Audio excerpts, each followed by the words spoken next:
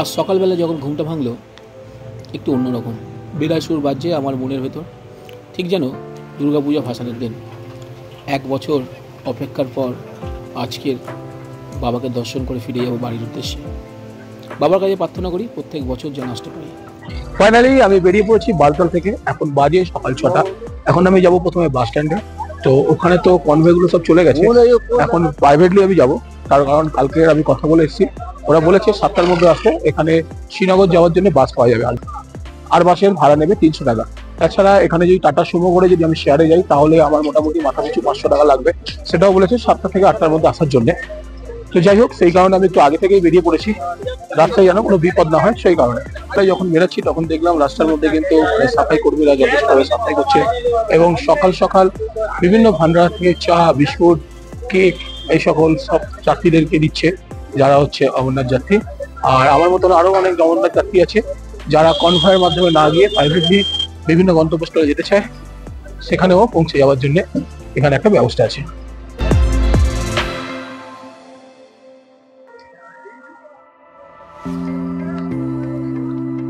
Finally আমি এখন চলে এসেছি আমাদের বাস স্ট্যান্ডে, আর এখানে অনেকগুলো শেয়ার টাটা সুমো ছিল, আমি তাদের সঙ্গে কথা বলেছি। 500 টাকার বিনিময়ে আমি পৌঁছে যাবো শ্রীনগরে। আর শ্রীনগরে গিয়ে দেখি কোথায় থাকি, তারপর দেখা যাবে। প্রায় 7টা 5-এ আমাদের গাড়ি ছাড়ে বালতাল বেস ক্যাম্প থেকে। আমরা এখন জজিরা পাসের ওপর থেকে এগিয়ে চলছি আমাদের গন্তব্যস্থল শ্রীনগরের উদ্দেশ্যে। সূর্যের আলো পাহাড়ে পড়েছে, কি সুন্দর লাগছে। আমাদের গাড়ির ভেতর টোটাল আমরা ছিলাম 9 জন, ড্রাইভারকে নিয়ে 10 জন। এক ভদ্রলোক শুধু চেন্নাই থেকে একা এসছে বৃদ্ধ বয়সে বাবা অমরনাথের একবার দর্শন পাওয়ার জন্য। তিনি আমাকে অনেক কথা বলে। যাই হোক, দেখতে দেখতে অনেকটা দূর পার হয়ে গেছি। রাস্তার সৌন্দর্য অসাধারণ। আরও 2 জন বিহারি ভদ্রলোক ছিল, তারা হচ্ছে টিচার। আর 3 জন ছিল বাঙালি পর্যটক আমার মতন। আর 2 জন ইউপির ছিল, তার সঙ্গে ঠিকভাবে যোগাযোগ করা হয়নি। ইতিমধ্যে আমাদের গাড়ি প্রায় 11 কিলোমিটার চলে এসছে। সামনে আমরা নীলগড়ের সেই হেলিপ্যাডটা দেখতে পাচ্ছি। এখান থেকেই যারা হেলিকপ্টারে ওঠে তারা এখান থেকেই ওঠে নীলগড়ের হেলিকপ্টার বেস থেকে। যাই হোক, গাড়ি এখন দুরন্ত বেগে চলছে আর সূর্যের আলো ঝলমল করছে। সামনে যেতেই একটা বিশাল বড় লম্বা ব্রিজ দেখলাম। ড্রাইভারজি বলে এটা হচ্ছে জজিলা পাসের ব্রিজটা, আর এই ব্রিজটা হয়ে যাওয়ার পর সারা বছর আমরা জজিলা পাস হয়ে লাদাখে যেতে পারবো। যাই হোক, রাস্তাঘাটের উন্নয়ন কিন্তু তীব্র বেগে চলছে। গাড়ির মধ্যে আমরা যেতে যেতে ইতিমধ্যে আমরা সোনমার্গে পৌঁছে গেছি। আর সোনমার্গের সেই পাহাড়ের সৌন্দর্য অসাধারণ। যখন শীতকালে যাবেন তখন এখানে পুরো বরফে ঢাকা থাকে। যাই হোক, আমরা সোনমার্গ পার হয়ে এবার আমরা এগিয়ে যাচ্ছি শ্রীনগরের উদ্দেশ্যে। ড্রাইভারজি বলল বাঁদিকে একটা টানেল তৈরি করছে যেখানে শ্রীনগর থেকে ডাইরেক্ট আসা যায়। সামনে একটা লোহার ব্রিজ, আর এই ব্রিজটার ওই পার থেকে শুরু হয়েছিল সোনমার্গ। আমরা সোনমার্গ ফেলে এখন শ্রীনগরের উদ্দেশ্যে রওনা দিচ্ছি।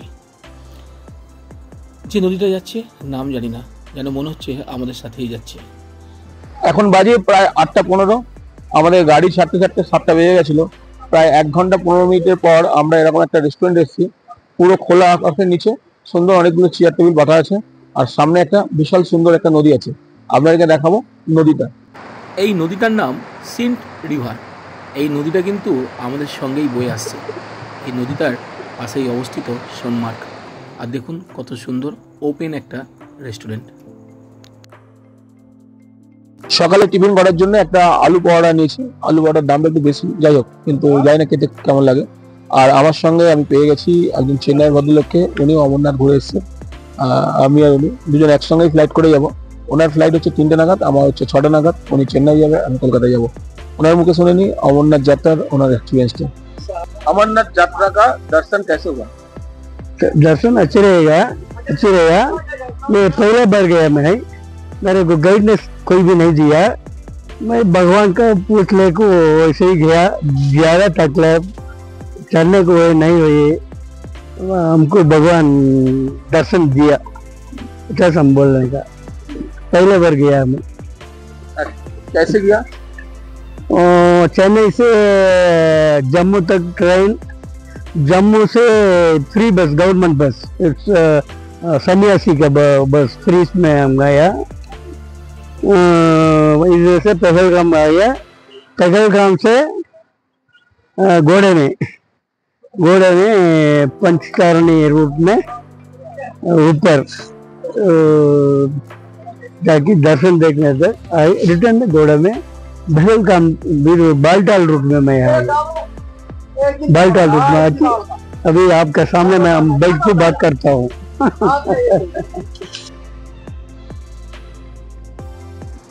পরোটাটা খেতে ভালো, আর পরোটার সঙ্গে দিয়েছে একটা করে চাটনি, টক দই। মোটামুটি মিনিট 20-র মধ্যে আমাদের সকালের জল খাবার শেষ।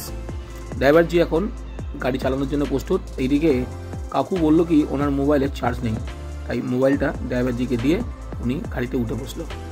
এবার আমাদের গাড়ি এগিয়ে চললো শ্রীনগরের উদ্দেশ্যে। সামনে একটা সুন্দর ব্রিজ, আর এই ব্রিজটার নাম হচ্ছে বেলি ব্রিজ। আমাদের কলকাতায় যেরকম বেলি ব্রিজ আছে ঠিক সেই রকম। প্রাকৃতিক সৌন্দর্য আরও সুন্দর লাগলো। ধীরে ধীরে আমরা পাহাড়ের পাদদেশ থেকে আমরা শহরের মধ্যে প্রবেশ করেছি। দূর থেকে দেখা যাচ্ছে ডাল লেক, আর এই ডাল লেক থেকেই শুরু হচ্ছে শ্রীনগর। আমাদের গাড়ির ড্রাইভার এখানেই আমাদেরকে নামিয়ে দিয়েছে। বেসিক্যালি আমরা এখন ডাল লেকের সামনে আছি। আমার মোটামুটি বালতাল থেকে শ্রীনগরে এই ডাল লেকে আসতে লেগেছে প্রায় 3 ঘন্টা 15 মিনিট। এখানে কিছুক্ষণ সময় কাটাবো, আর তারপর আমি সোজা চলে যাবো, এয়ারপোর্টে চলে যাবো। তার কারণ হচ্ছে এখানে কিন্তু প্রচুর পরিমাণে রোদ্দুর, আর রোদ্দুরের সাথে গরমও সেরকম। শ্রীনগর নাম শুনলেই যেরকম মনে হয় ঠান্ডা, ঠান্ডা কিন্তু সেরকম কিছু একটা নেই। তো সেই কারণে আমারও ঠিক একটা ভালো লাগে না, তো আমি চলে যাব। তো আপনাদেরকে একবার ডাল লেকটা দেখিয়ে দিই ঘুরিয়ে, তারপর যাবো। ডাল লেকটা সত্যি সুন্দর। ডাল লেকের মধ্যে অনেক হাউসবোট আছে, ছোটবেলায় পড়েছিলাম। আর এখানেও ছোট ছোট শিকারা আছে। শিকারায় ঘুরতে একটু নেগোসিয়েট করতে হয়। গতবার একটু কম লেগেছিল, এবারে আমাকে বলছে নাকি 1 ঘন্টা ঘোরাবে, 500 টাকা মাথা পিছু লাগবে। তো সেই ভয়ে আর আমি কিছু বলিনি, কারণ বেসিক্যালি কিছুই নয়, বোটে করে খালি এই জায়গাটা ঘোরা। এত রোদ্দুরের মধ্যে ঘুরতে মাথা যন্ত্রণা করবে, সুতরাং ঘুরবো না। আর ডাল লেকটা কিন্তু নোংরা কিন্তু, হ্যাঁ এই দেখুন বড় বড় শ্যাওলা টেওলা জমি আছে, পরিষ্কার হয় না, প্লাস্টিক পড়ে আছে। সেই ডাল লেক আর সেই ডাল লেক নেই। যাই হোক, ডাল লেকে আমি ঘুরছি না, আমি একটু পরেই চলে যাব এয়ারপোর্টে। হঠাৎই একটা অটো আমাদের সামনে এসে দাঁড়িয়ে পড়লো, আর আমরা অটোর মধ্যে বসে পড়লাম। ডাল লেকের সামনে থেকে একটা অটো পেয়ে গেছি, আর অটোটা যাবে হচ্ছে এয়ারপোর্টে। তো ভাড়া পড়ছে 500 টাকা। যেহেতু আমার সঙ্গে কাকাটা আছে, সেখানে 250 টাকা আমার, 250 টাকা ওনার। তো 6টার মধ্যে মোটামুটি হয়ে গেছে এয়ারপোর্ট যাওয়ার। আমার কাছে মোটামুটি আরো 8 ঘন্টা টাইম আছে, পারলে আমি ঘুরতে পারতাম, কিন্তু আমার ঘোরার সেরকম ইচ্ছা নেই, কারণ প্রচুর পরিমাণে রোদ্দুর। এখন আমাদের গাড়ি প্রতাপ পার্কটা পার করলেন, আর আমরা যাচ্ছি এখন এমআর রোডের ওপর থেকে। আর এই রোডটা থেকে গেলেই আমাদের বাঁদিকে পড়বে সেই লাল চকের ঘড়ি। যাই হোক, এই সেই ঘন্টাঘর পার করে যাচ্ছি আমরা এখন এয়ারপোর্টের দিকে। সামনে একটা ব্রিজ আসবে, এই ব্রিজে যখন আমরা উঠবো, এই ব্রিজ থেকে একদম সোজা গিয়ে আবার একটা লেফট টার্ন নিতে হবে, সেটা কিন্তু এয়ারপোর্ট রোড। যাই হোক, কথা বলতে বলতে আমরা এয়ারপোর্টে চলে এসেছি। অটো আমাদের এখানেই নামিয়ে দেবে। এখান থেকে আমাদের এয়ারপোর্টে ঢুকতে হবে। যেহেতু এখানে ছবি তোলা নিষেধ, তাই ছবিটা আমি দেখালাম না। একটা জায়গা আছে, যারা গাড়ি করে আসবে গাড়ি থেকে নামিয়ে ব্যাগ চেকিং করে নিজেকে চেকিং করার পর তারপরে আবার এয়ারপোর্টে ঢুকতে পারবে। কিন্তু সেক্ষেত্রে সেখান থেকে মেন এয়ারপোর্টটা অনেকটা দূর, তাই এখানে ফ্রি ব্যাটারি চালিত এই গাড়ির একটা ব্যবস্থা আছে। আমরাও সেই ফ্রি সার্ভিসটা নিলাম, ব্যাটারি চালিত গাড়িতে বসে পড়লাম, আর এখান থেকে মূল এয়ারপোর্টের দ্বারের মধ্যে যেতে লাগলাম। দূর থেকে দেখা যাচ্ছে শ্রীনগরের শেখ উল আলম ইন্টারন্যাশনাল এয়ারপোর্ট। এয়ারপোর্টের বাইরে নিজের টিকিট ও ডকুমেন্টস দেখিয়ে আমি ঢুকে পড়লাম এয়ারপোর্টের ভেতরে গিয়ে দেখি এখানে বোর্ডিং পাস নেওয়ার জন্য সেলফ চেকিং কিছু সিস্টেম আছে, সেটা আমি অ্যাপ্লাই করলাম। ফাইনালি বোর্ডিং পাসটা পেয়ে গেছি। আর বোর্ডিং পাসটা পেয়ে আমি এবারে যাবো হচ্ছে ব্যাগ বা কাউন্টারে, যেখানে বিদ্যমানের জন্য এই যে ব্যাগটা কিনে নিয়ে এসেছি সেটাকে জমা দেবে। যাই হোক, তারপর আমি যাবো হচ্ছে চেকিং কাউন্টার। এখন যাচ্ছি ব্যাগ বা কাউন্টারে। ব্যাগটাকে জমা দিলাম এবং জমা দেওয়ার পর আমি এগিয়ে চললাম সিকিউরিটি চেকিংয়ের উদ্দেশ্যে। আর সিকিউরিটি চেকিং শেষ হয়ে যাওয়ার পর ফাইনালি সিকিউরিটি চেক হয়ে যাওয়ার পর এখন আমি যাচ্ছি আমার গেট নাম্বার 6A।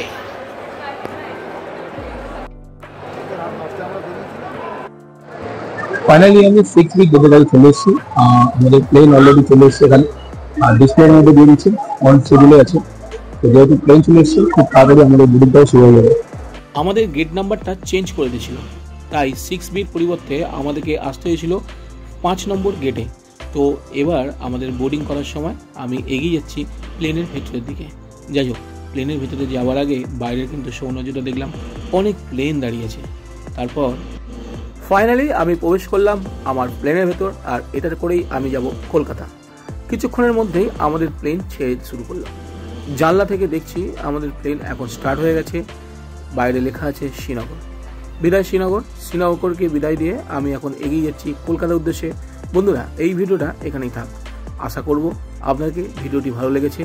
এরপর আরও অনেক ভিডিও নিয়ে আপনাদের সামনে আসতে চলছি। জয় বাবা ভূতনাথ। পৌঁছে গেছি অমরনাথ।